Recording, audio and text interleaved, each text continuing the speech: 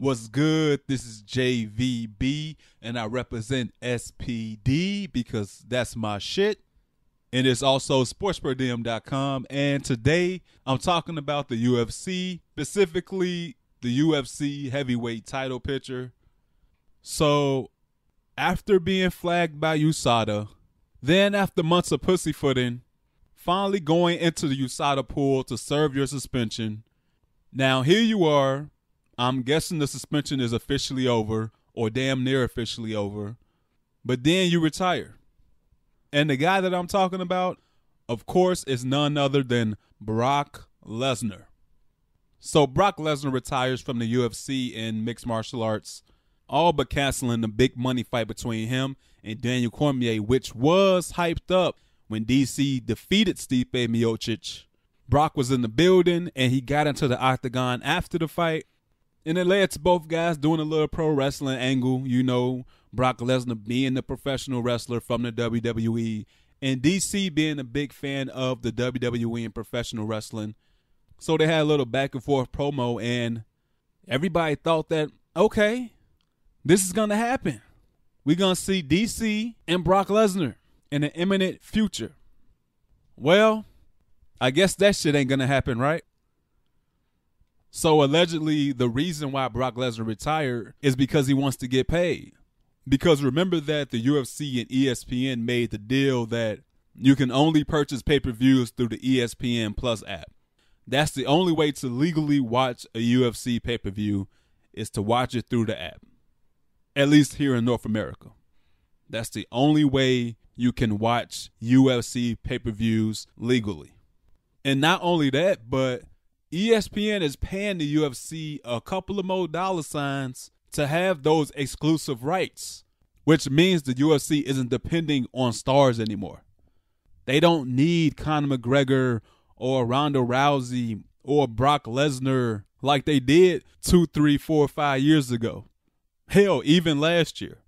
And now the UFC is in a good position because they're good. They don't have to go out their way and meet the demands of these big pay-per-view draws no more. They don't need to do that. And Brock, call him what you want, he's a good businessman. When it comes to financials and how to negotiate a contract, Brock Lesnar is very savvy at doing that. A few years ago, he played the WWE because for some reason, Vince McMahon feels like he needs Brock Lesnar when in all actuality, he really doesn't. Don't get me wrong. Brock Lesnar is a draw in the WWE, but he isn't that big of a draw to the point that you're paying him that much money to wrestle in that few dates. I mean, I didn't do the math, but just think about how much this man made per wrestling match. I mean, the shit is crazy. But I tip my hat off to Brock.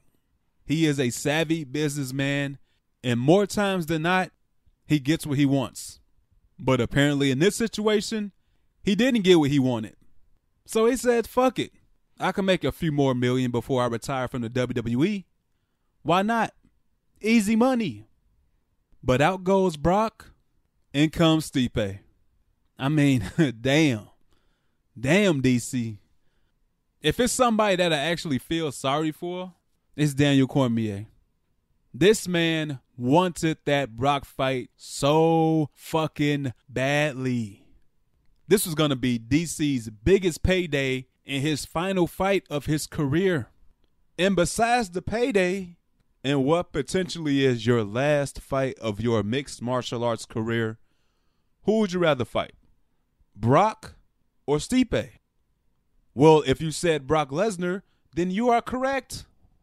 So not only was it going to generate the most money that Daniel Cormier can possibly make for a fight, but it's the perfect opponent to have to end your career.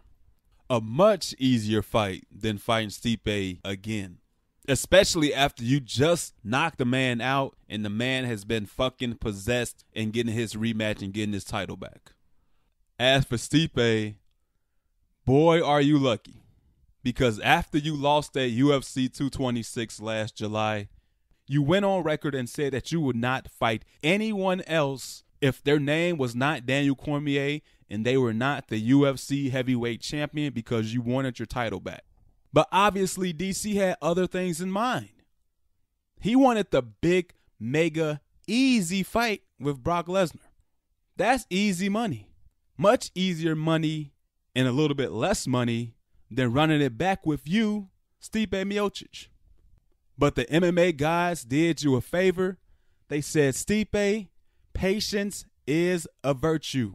And they shined the big bright light in the heart of Ohio, and they granted you your rematch. The fight that you've been waiting for, you have the opportunity August 17th, 2019 in San Jose, California to recapture the UFC Heavyweight Championship against the man who defeated you, Daniel Cormier. So shout out to you, Stipe.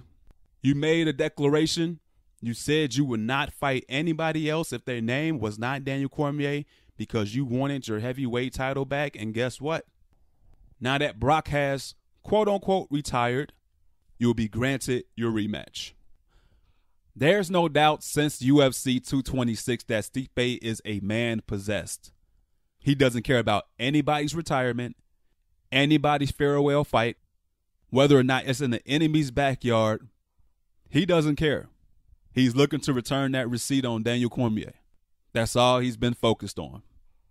And whether it's 1 round or 5 rounds, it's going to be a very entertaining fight.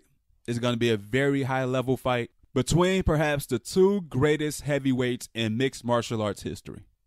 So August 17th, 2019, in San Jose, California, will Stipe get his revenge and his title back? Or will Daniel Cormier once again defeat Stipe and further cement himself as an MMA GOAT in his farewell match and concludes a great MMA career with a happy ending? August 17th, get your popcorn ready. Like the video, share this video, and remember to subscribe to the channel. I appreciate the listen. Comment down below. Take it easy. God bless. Peace.